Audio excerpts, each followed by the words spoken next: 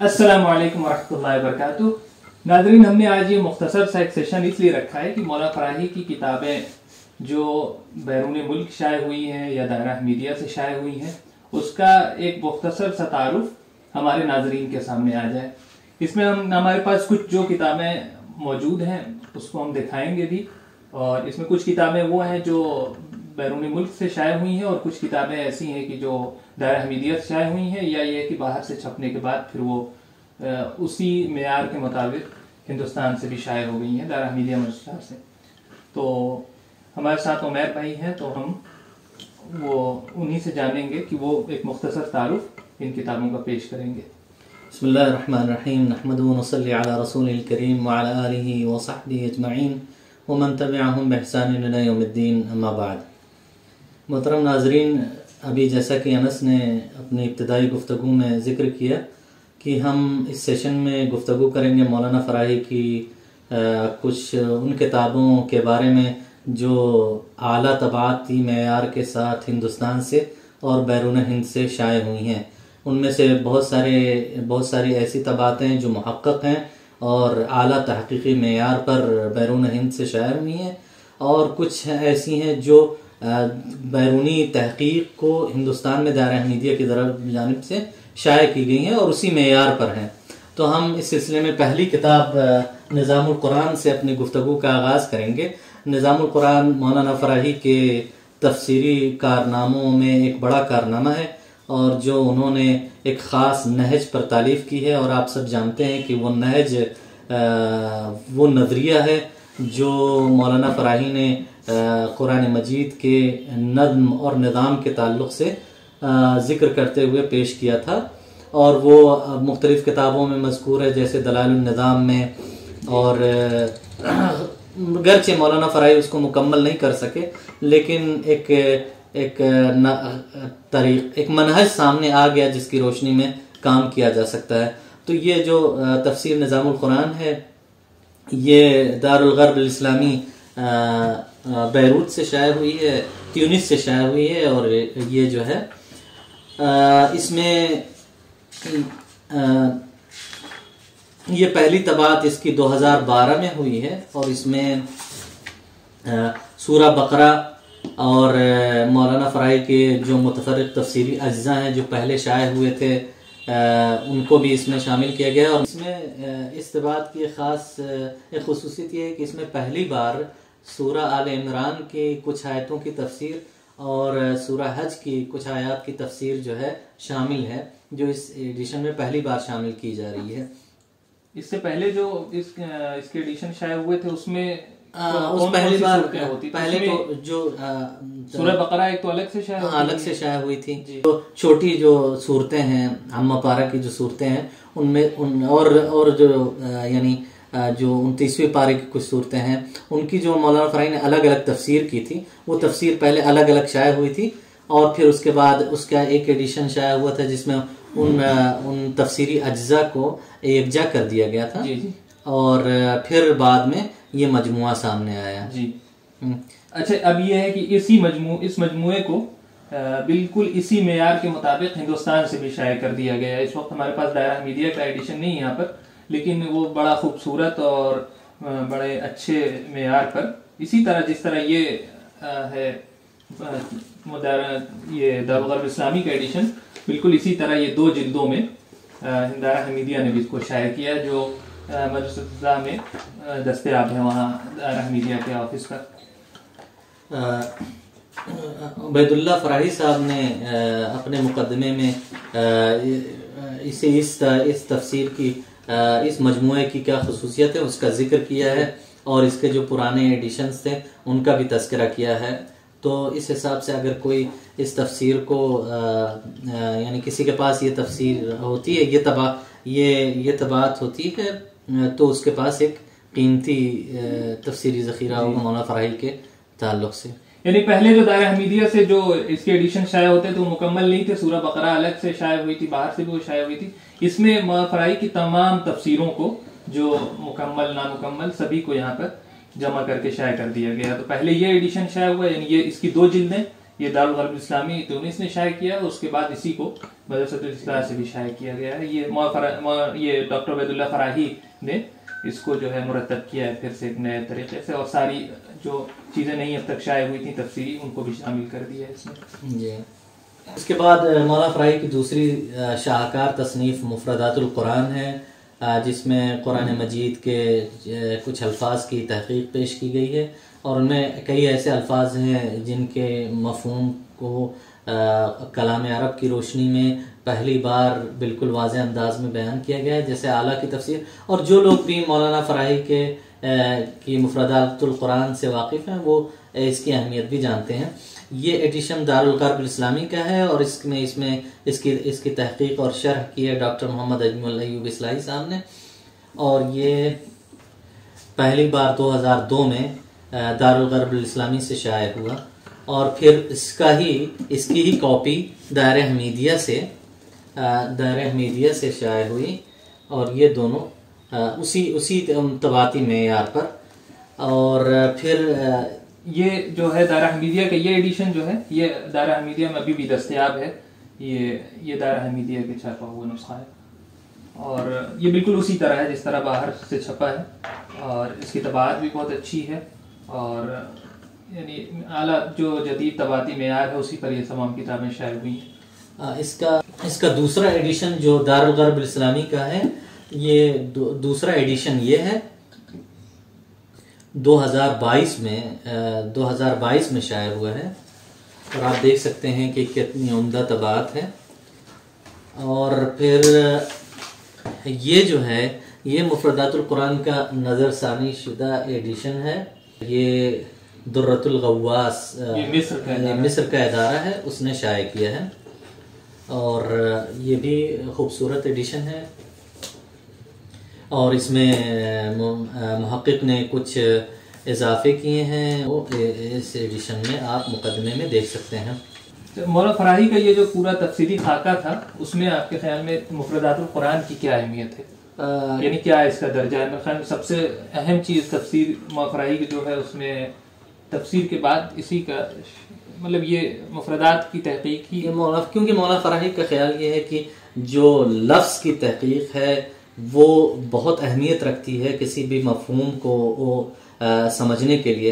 इसलिए अगर हम कुरान मजीद को समझना चाहते हैं तो सबसे पहले हमें लफ्ज़ को समझना होगा, फिर उसकी तरकीब को समझना होगा, फिर उसके नज़्म को समझना होगा। तो इसलिए और फिर मौलाना फराही का ख्याल ये था कि लफ्ज़ जिस तरह सफ़र करता है उसमें बड़े तग़य्युरात होते हैं, तो जो हमारा तफसीरी ज़ख़ीरा है उसमें अगर आप देखें तो किसी एक लफ्ज़ का मफ़हूम बहुत तरह से बयान किया गया। उसमें ये नहीं पता चलता कि जो लफ्ज़ है वो हकीकी यानी उसका असल माना क्या है, उसमें बहुत सारे तग़य्युरात हो चुके होते हैं। तो मौलाना फराही ने अपना एक ख़ास अल्फाज की तहक़ीक़ में एक मनहज बनाया। उस मनहज के मुताबिक उन्होंने कलाम अरब और जो कलाम अरब की रोशनी में उन अल्फाज की असल तक पहुँचने की कोशिश की है। जी, इसके बाद तालीक़ात को देखते हैं। ये 2 जिल्दों में जो शाये हुई, हाँ, ये 2 जिल्दों में ये हवाशी हैं जो मौलाना फराही ने कुरान मजीद पर लिख रखे थे, और जो है इसे उबैदुल्लाह फराही साहब ने शाये किया है, और इसका मुराजा किया है मौलाना अमानतुल्लाह इस्लाही साहब ने, और इसका उर्दू तर्जमा भी शाये हो चुका है दायरा हमीदिया से। जी, वो भी डॉक्टर उबैदुल्लाह फराही साहब ने ही तर्जुमा किया है। ये वो हवाशी हैं जो मौलाना फराही ने खुद यानी अपने कुरान मजीद पर लिखे थे। हाँ, जी। ये 2 जिल्दों में, ये मेरे ख्याल बाहर से भी नहीं शाये हुआ होगा, लेकिन दायरा हमीदिया ने इसको बड़े एहतमाम से शाये किया है। ये 2 जिल्दों में है, लेकिन इसका जो उर्दू तर्जुमा है वो 1 जिल्द में डॉक्टर उबैदुल्लाह फराही साहब ने ही तर्जुमा किया है, और उसको दायरा हमीदिया ने फिर शाये किया। वो 1 जिल्द में दायरा हमीदिया में दस्तयाब है, और अरबी जो है अरबी तालीक़ात ये 2 जिल्दों में है। उसके बाद एक मौलाना फराही का एक बड़ा कारनामा जमहरतुल बलागा है, जिसमें मौलाना फराही ने बलागत का तनक़ीदी मुताला किया जो मौजूदा बलागत है, और उन्होंने ये नज़रिया पेश किया कि जो मौजूदा बलागत है वो कुरान मजीद की, गर्चे वो इसीलिए मुदव्वन की गई थी कि उससे कुरान मजीद के एजाज को और उसके बलागत को जो है समझने में वो मुआमिन होगी। लेकिन जिस तरह उसका इर्तिका हुआ बलागत का और उसमें जिस तरह अजनबी असरात वो शामिल हो गए और जिस तरह यूनानी बलागत में अरस्तू की जो किताब है, जो नाक़िदीन जो बलागीन अरब थे उन पर जिस तरह उन उसूलों ने असर डाला और उसकी वजह से जो अरबी बलागत के उसूलों की तदवीन में जो फ़र्क पड़ा, उसकी वजह से बलागत जो है वो अपने असली जो बलागत अरबों की थी उस नहज से हट गई। इस किताब में मौलाना फराही ने यही जायज़ा लिया है कि किस तरह जो है वो बलागत अपने असल से, यानी जो असली कलाम अरब था और जो अरबों की रूह थी उससे कैसे वो हट गई और उसमें कैसे अजनबी उसूल दाखिल हो गए और किस लिए। और फिर उन्होंने वाज़ेह किया कि हमें ज़रूरत है कि हम कुरान मजीद को समझने के लिए और कुरान मजीद की रोशनी में और कलाम अरब की रोशनी में बलागत को नए सिरे से मुदव्वन करें। जी। और उस सिलसिले में ये किताब बहुत ही अहम है। इसमें एक हिस्से में तनकीद और दूसरे हिस्से में उसूल बयान करने की कोशिश की गई। एडिशन खूबसूरत एडिशन शाया हुआ है जाइज़त दुबई अद-दौलिया लिल-कुरान अल-करीम, ये दुबई से शाया हुआ और इसके मुहक्किक कह सकते हैं, अगरचे यहाँ एतना भी लिखा हुआ है, यानी अहमद हसन फरहाद साहब है, डॉक्टर अहमद हसन फरहाद और डॉक्टर मोहम्मद इकबाल अहमद फरहाद साहब, इन दोनों ने इसको मुरतब किया है और ये खूबसूरत एडिशन ये मौजूद है। इसके अलावा एक एडिशन तुर्की से शाया हुआ है जिसे डॉक्टर आमिर खलील जर्राह और डॉक्टर मोहम्मद खालिद अर्रहाबी ने मुरतब किया है। इसका एक एडिशन मसरा से भी शाया हुआ, दायरा हमीदिया ने भी इसका एक एडिशन किया, वो दायरा हमीदिया में मौजूद है। वो जरा छोटी, यानी ये साइज उसका है जो अस्बाक़ुन नहू का जो साइज है, इस तरह से वो इसको जमातुल बलागा शाया किया। यानी मौलाना फराही के जो असल वो है किताब वो पूरी वो यहाँ से भी शाया हो चुकी है। एक मौलाना फराही की एक अहम किताब हुज्जतुल कुरान है।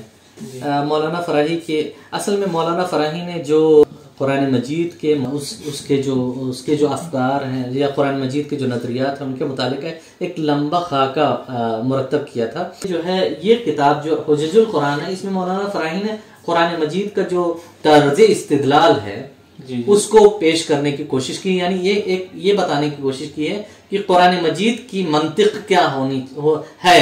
यानी वो जब वो तौहीद पर, रिसालत पर या आखिरत पर जब दलाइल देता है तो वो किन बुनियादों पर उन दलाइल को उस्तवार करता है। एक मंतिक हमारे पास मौजूद है जो अरस्तू की मंतिक है, और जिस मंतिक की जो प्रीमाइजेस हैं वो ऐसी प्रीमाइजेस हैं जो खुदा की मारिफत तक नहीं ले जाती हैं, क्योंकि वो मुदव्वन ही उस वक्त हुई जब खुदा की मारिफत उनके पास थी ही नहीं।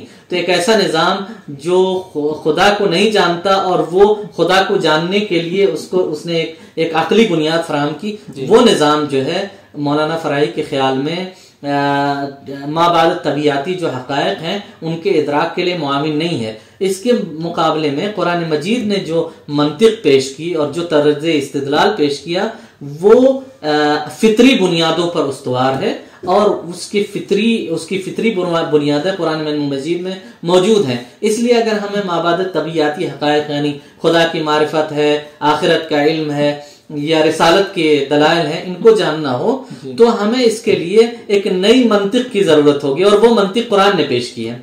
तो ये किताब इस लिहाज से एक इनकलाबी किताब है कि पहली बार तारीख में कुरान मजीद की मंतिक का तारुफ कराया जा रहा है और ये मंतिक उसके बरखिलाफ है जो अरस्तू ने माबाद तबियाती हक़ाइक़ के इदराक के लिए बनाई थी, है ना। तो ये एक इनकलाबी किताब है। अगर सही मानों में इसका तारुफ हो दुनिया में तो दुनिया इससे दंग रह जाएगी। इस किताब में जो पहला हिस्सा है उसमें अरस्तू की मंतिक पर तनकीद की गई है और किस तरह वो माबाद तबियाती हक़ाइक़ का हल फराहम कर या उसका जवाब देने में नाकाम होती है उसको दिखाया गया है। और फिर ये दिखाया गया है कुरान मजीद जो फितरी दलाइल पेश करता है, जो फितरी मंतिकी बुनियादें फराहम करता है, वो किस तरह उन हक़ाइक़ को बेहतरीन तौर पे हल करती है। तो ये किताब इस लिहाज से बड़ी अहमियत, इस किताब का अंग्रेजी तर्जमा होना चाहिए और इस किताब पर के बुनियाद पर रसायल तहकीकी मुताले होने चाहिए। और ये किताब दायरा हमीदिया से शाया हुई है। और इस किताब का एक खुलासा या इसके मबाहिस का एक खुलासा डॉक्टर अजमल अय्यूब साहब ने ज़कात इस्लामी निकलता है, उसमें उन्होंने कुरान मजीद का तर्ज इस्तिदलाल के उन्वान से उर्दू में लिखा है। वो मकाला पढ़ने से ताल्लुक़ रखता है और इस किताब को समझने के लिए बहुत मुफीद है। जाहिर है ये किताब आम लोगों के लिए मुफीद नहीं होगी, क्योंकि इस किताब को पढ़ने के लिए ज़रूरी है कि आप पहले अरस्तु की मंतिक को जानते हो, ताकि ये समझ सकें कि अरस्तु की मंतिक की गलतियां क्या हैं, क्योंकि मौलाना फराई ने उनकी मंतिक की गलतियां गिनाई हैं। तो जब आप उस मंतिक को जानेंगे तब आपको पता चलेगा कि उस मंतिक या फलसफे ने ठोकरें कहाँ कहाँ खाई हैं।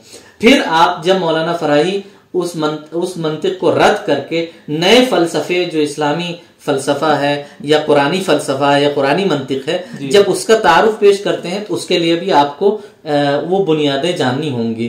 तो इस किताब को पढ़ने से पहले ज़रूरी है कि आप मौलाना फराई के मनहज, उनकी ज़बान, उसलूब, उनके तर्ज इस्तिदलाल, उनकी उस ज़बान को जानते हो, क्योंकि मौलाना फराई तफसील ज़्यादा नहीं करते हैं, वो बड़े ही गठे हुए अल्फाज में बहुत ही इजाज के साथ चीज़ें बयान करते हैं, इसलिए कभी कभी एक इबारत को समझने में बड़ा वक्त लग जाता है और कभी कभी उसी में उलझ कर आदमी उस किताब को छोड़ देता है और समझता है कि इस किताब में तो कटे कटे जुमले हैं और ये बात समझ में नहीं आ रही है, जबकि हकीकत ये थोड़ा सब्र करना होगा उनकी किताबों को पढ़ने के लिए, तब जाके वो गिरहें खुलेंगी और वो चीज़ें मालूम होगी जो इनकलाबी हैं और जिनकी वजह से लोग मौलाना फराई के अफकार को अहमियत देते हैं।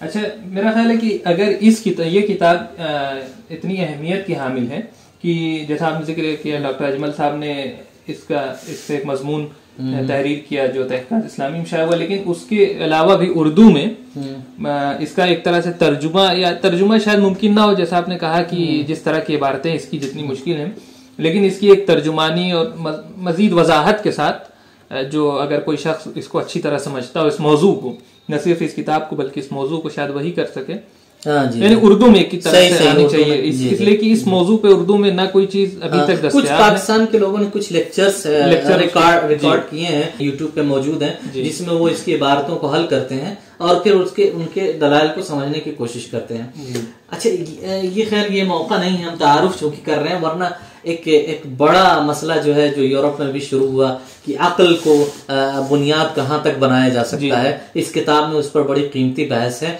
कि जाहिर है अक्ल किस हद तक इंसान को खुदा और या माबद तबीहाती हक़ाइक़ जो है उन तक कहाँ तक पहुंचा सकती है और कहाँ नाकाम हो जाती है और कहाँ उसके बाद ज़रूरत पड़ती है कि वो खुदा की हिदायत और उसके बताए हुए मंतिक की बुनियाद पर आदमी उन तक पहुंचे। ये उस हिसाब से बड़ी अच्छी है। इस पर एक मजमून अंग्रेजी में मोहिद्दीन गाजी साहब ने और दो और लोग हैं जिनका नाम मुझे याद नहीं आ रहा है, उन लोगों ने मिलकर एक मजमून भी लिखा है जो नेट पे मौजूद है। अच्छा, इसके अलावा रसायल जो है ये तो शायद मारूफ है, ये लोग जानते हैं, ये पुराने तबाअत है इसकी, जिसमें इस मजमूए में दलाइल निज़ाम, असालिबुल कुरान और तकमील फी उसूल तावील, ये मौलाना फराई की किताबें हैं जो मुख्तसर हैं और उनको एक रिसाले में शाये किया गया है। ये उसके अलावा इसका नया एडिशन दायरा मीडिया से दोबारा शाया हो चुका है, दोबारा शाया हुआ है, दोबारा शाया हुआ है। अलबत्ता ये उसकी कंपोजिंग नहीं हुई है, बल्कि ये जो कदीम तर्ज की तबाअत है इसी को दोबारा शाया किया गया है। लेकिन मेरे ख्याल में अब उम्मीद है कि ये अलबत्ता मुझे ये बताया एक तुर्की के डॉक्टर खालिद रहावी और डॉक्टर आमिर खलील जर्रा, जिन्होंने मौलाना फराई के शेर पर और जमरतुल बलागा पे काम किया है, वो उन्होंने मुझे बताया कि वो दलालुल निज़ाम और असालिबुल कुरान वगैरह पे काम कर रहे हैं और वो आखिरी मरहले में है और वो उसे तुर्की से शाया करेंगे। इसके अलावा मौलाना फराई के रसायल का एक दूसरा हिस्सा जिसको अल-मजमुअतुस सानिया लिखा गया है, इसको तैयार किया डॉक्टर उबैदुल्लाह फराई साहब ने और इसका मुराजा किया है मौलाना अमानतुल्लाह इस्लाही साहब ने। और इसमें है मौलाना फराई की किताबें अर्राय फी उसूल शराय, अहकामुल उसूल बिअहकामिर रसूल, अर्रुसूख फी मारिफत नासिख वल मंसूख। ये रसायल हैं जो मौलाना फराई के इस मजमूए में शामिल हैं और ये भी दायरा मीडिया से 2011 में शाया हुआ है जी।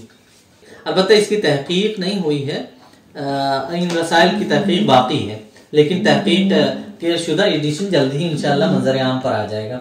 दूसरी एक किताब मौलाना फराई की हिकमतुल कुरान है, जो बहुत कीमती किताब है। मैं इसकी तफसीलात में तो नहीं जाऊंगा, तो मैं एक बात कहना चाहता हूँ कि बहुत सारी आयत में अल्लाह ताला ने फरमाया है कि मसलन एक आयत में पढ़ता हूँ, रब्बना वबअथ फीहिम रसूलन मिनहुम यतलु अलैहिम आयातिका व युअल्लिमुहुमुल किताब वल हिकमत। तो हिकमत जो है, हिकमत से क्या मुराद है, इस किताब में उसकी तशरीह की गई और जाहिर है इसमें बहुत सारे नुकात हैं और बहुत सारी बातें हैं जो पढ़ने से ताल्लुक़ रखती हैं।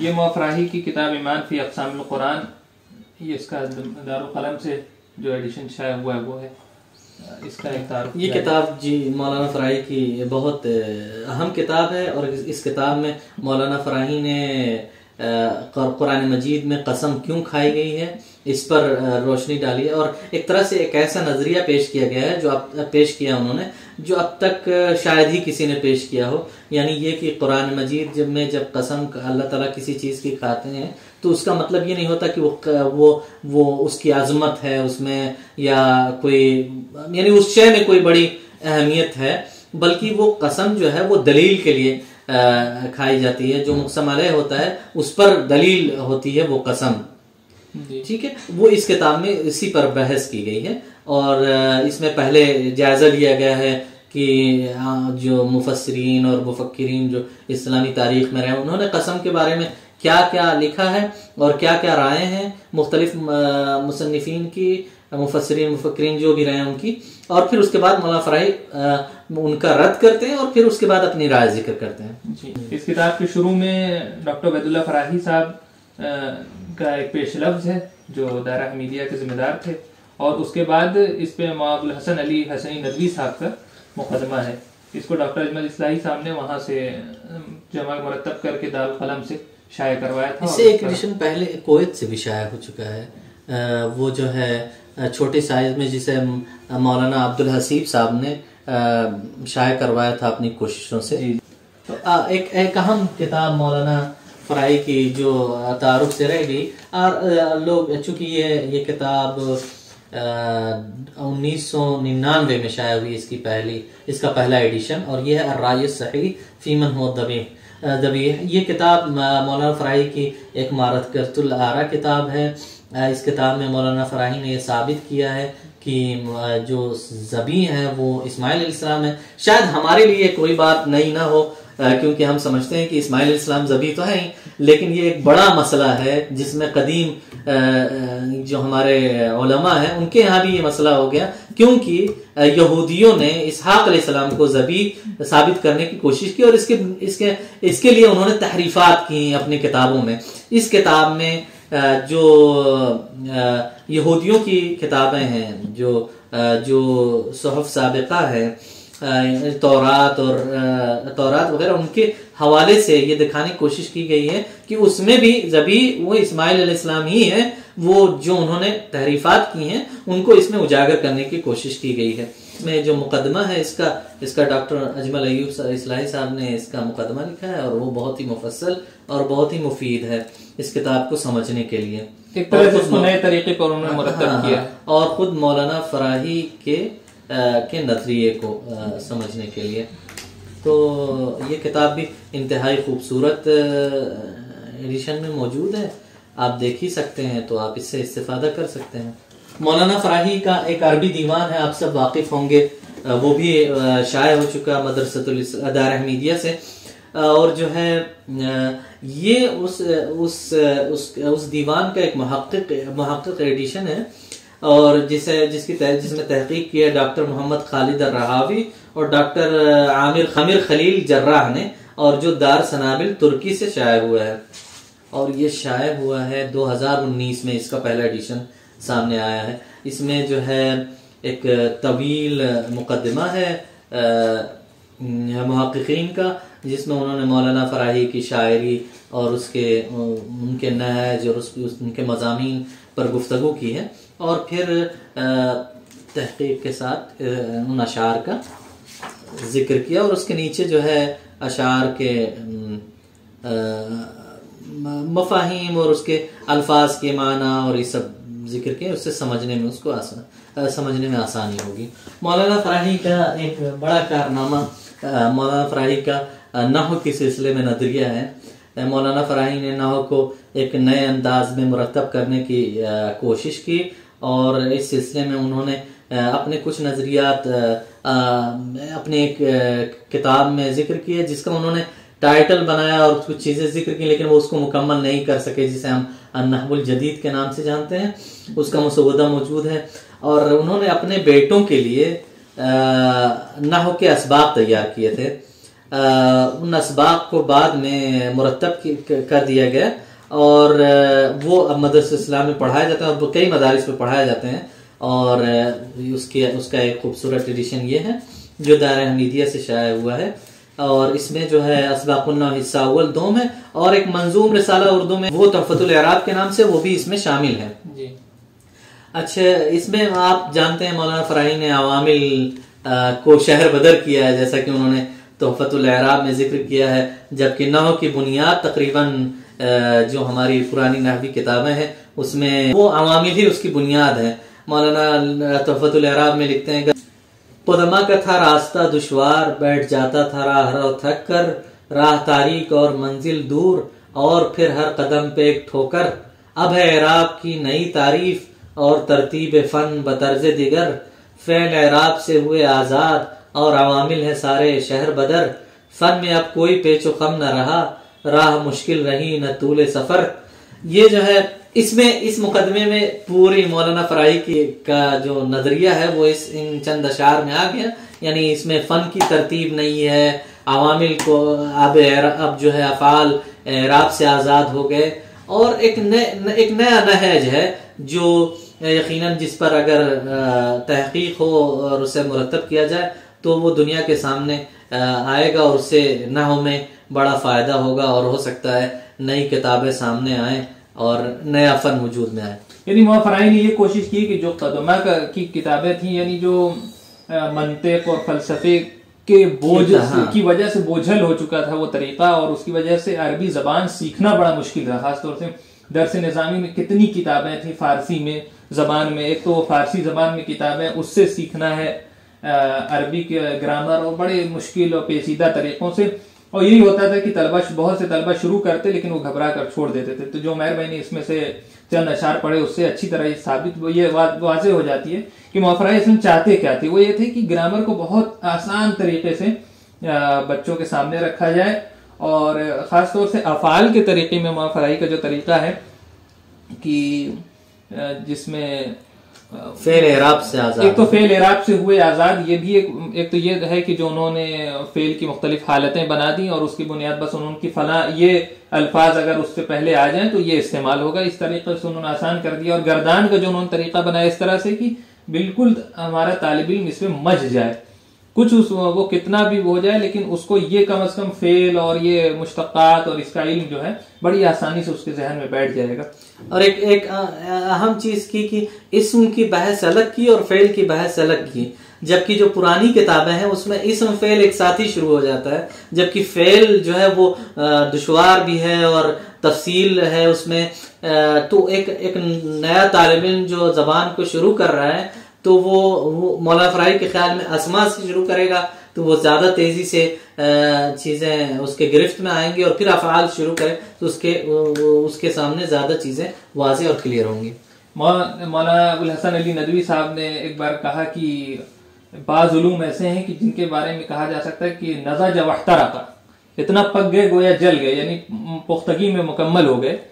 और इसी तरह नहव के इल्म को समझा जाता था, लेकिन इस किताब को अगर देखें तो अंदाजा होगा कि मौलाना फराही ने किस तरह इस इल्म की बिल्कुल काया पलट दी, और ये इल्म जो बड़ा पेचीदा और मुश्किल समझा जाता था इसको एक बहुत आसान और सहल इल्म बनाकर पेश किया कि जिसकी बुनियाद पर बहुत आसान। अलबत्ता ये है कि अब जदीद तरीकों के मुताबिक यानी इस किताब को मजीद सहल और आसान बनाया जा सकता है कि मिसालें ज्यादा दी, नया तर्ज़े पेश यानी बुनियादी ढांचा जो इस किताब का है इसी की रोशनी में मजीद मिसालों के साथ इस किताब को और आसान बनाया जा सकता है। लेकिन ये कि जो जिस तरह से मौलाना ने तकसीम किया है एराब को और फिर ये कि इस्म की हालतों को, ये वाकई बहुत ही आसान तरीका है। और अगर किसी ने कदीम नहव की किताबें देखी हो तो उसको अंदाजा होगा कि ये किताब उसके बाद इसकी क्या अहमियत है।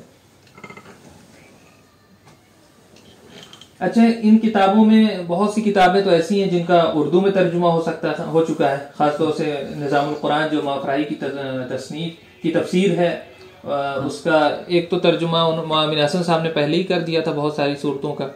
सूरह बकरा का जो तर्जुमा रह गया था वो डॉक्टर उबैदुल्ला फराही साहब ने उसमें किया। निज़ामुल कुरान में रिसाले में किस्तवार शाया होता रहा मेरे ख्याल में। अब जो मजमुआ आएगा उर्दू में उसमें वो तर्जुमा भी शामिल होगा।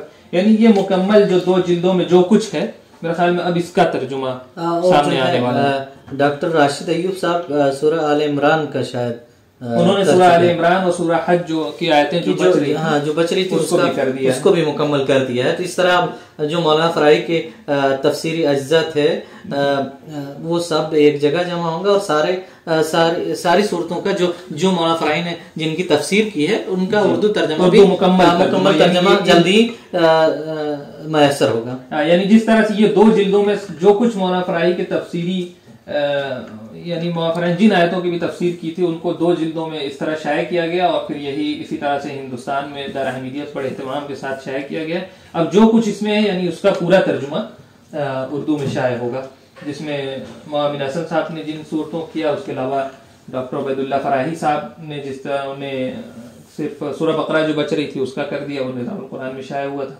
तो इस तरह से इसका पूरा एक तर्जुमा सामने आ जाएगा। तो यानी एक अच्छी चीज उर्दू दातख्ते के लिए मुआफ़राही की आ जाएगी। शेरुल इमाम फराही का तर्जुमा हो जो लुगातुल कुरान जो किताब आई है जी, उसमें मौलाना इस्लाही और मौलाना फराही के अल्फाज का उर्दू तर्जुमा उसमें मिल सकता है। जरूरी नहीं है मुकम्मल हो, लेकिन उसमें चीजें मिल सकती हैं। उसमें मुतरजिम ने यह किया है कि मुफरदातुल कुरान में जो कुछ तहकीक मौलाना फराही की है वो तर्जुमा अगर मोमिन हसन साहब ने अपनी किसी तसनीफ में कर दिया, खासतौर से तदब्बुर कुरान में या कहीं, तो वहां से ले लिया है, और जो नहीं था उसका मुकम्मल तर्जुमा करके उन्होंने अपनी किताब में शामिल कर दिया। अलबत्ता डॉक्टर अजमल साहब की जो तहकीक है और जो बड़ी अहम है, यानी उसी मेयार पर है और उसका तर्जुमा अब तक नहीं हुआ है।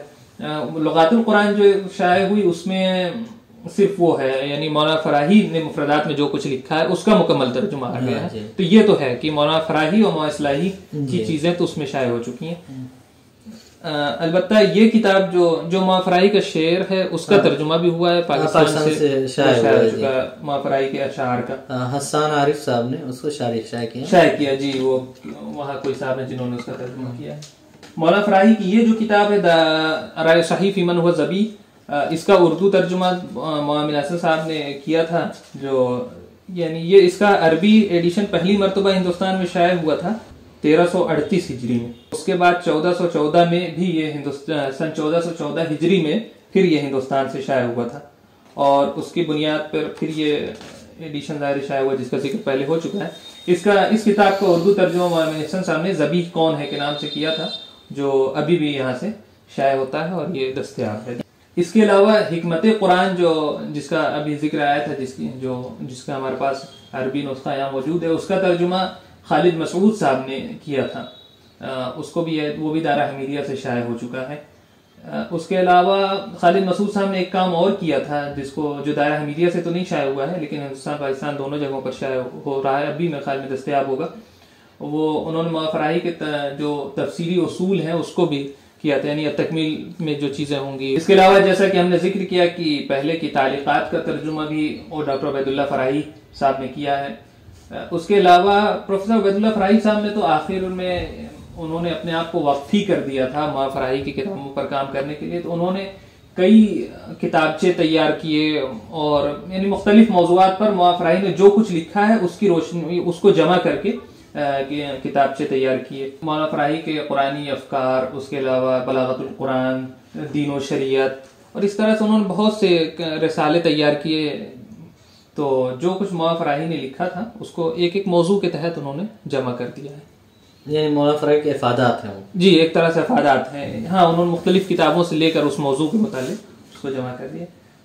तो नाज़रीन, हमारी एक ये छोटी सी कोशिश थी कि हम जो कुछ भी यहाँ दस्तयाब हैं चीज़ें, उसमें खासतौर से हमारे पास इस वक्त जो है कुछ चीज़ें नहीं है जिसका हमने जिक्र किया, तो उन सब का एक मुख्तसर सा तारुफ आपकी खिदमत में पेश करें। और ये मदरसतुल इस्लाह के चैनल के ज़रिए उम्मीद है कि ये वीडियो आप तक पहुँचेगी। तो इस चैनल को भी आप लाइक करें, सब्सक्राइब करें और इस वीडियो को शेयर भी कर दें। और इसी के साथ हमें दीजिए इजाज़त। अल्लाह हाफिज़।